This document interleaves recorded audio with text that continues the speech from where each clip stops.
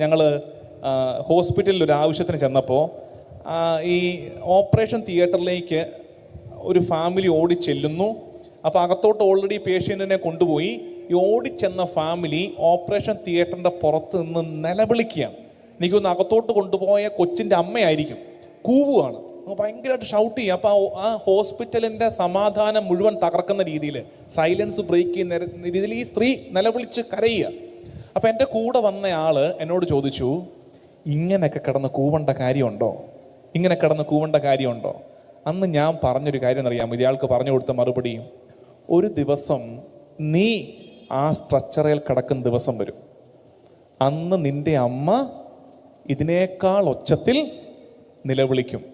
ഒരു ആവശ്യം വരുന്ന കാലത്താണ് നമ്മൾ നിലവിളി ഉയരുന്നത്. ഇന്നിപ്പം നിങ്ങളോട് പള്ളിയിൽ കയറുക, നിലവിളിക്കുക, പ്രാർത്ഥിക്കുക എന്നൊക്കെ പറഞ്ഞാൽ നിലവിളി ഉയരത്തില്ല. കാരണം ആവശ്യം തോന്നുന്നില്ലോ. സൈക്കിൾ അഗർബത്തി